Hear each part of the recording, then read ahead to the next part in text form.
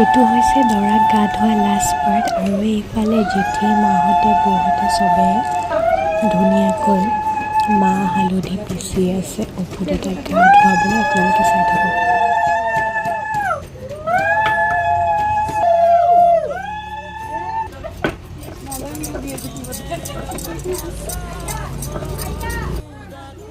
আৰু এইফালে বাবু এটাই অপু দাদাৰ ভৰিৰ আঙুলি আৰু হাতৰ আঙুলি ধুনীয়াকৈ নখ কাটি দিছে, নিয়মটো কৰিছে আৰু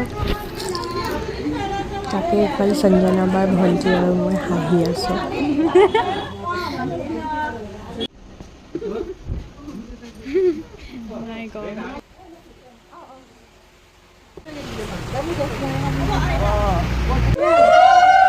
গা ধুব আৰম্ভ হৈ গ'ল।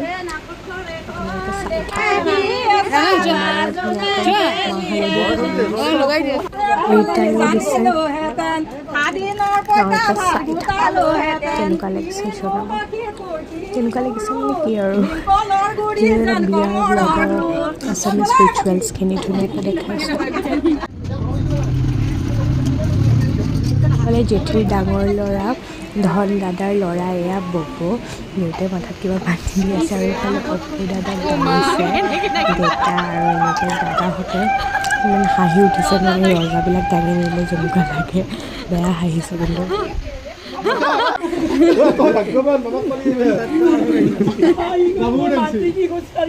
জেঠী অলপ ইম'চনেল হৈ গৈছে।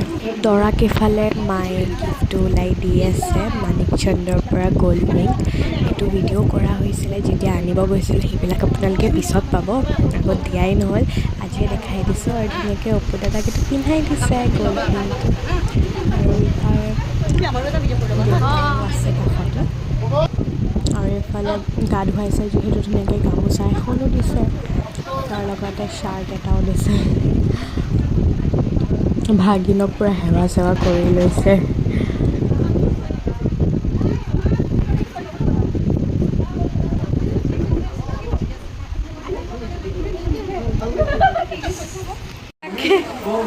चुप करवा दिया है कोई पुप को, ऐसा टेक्निक हमसे लेना चाहिए। Bye bye.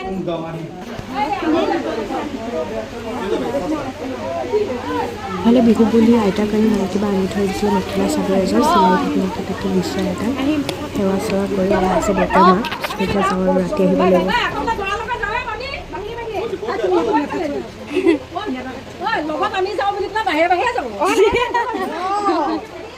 Subscribe to my channel.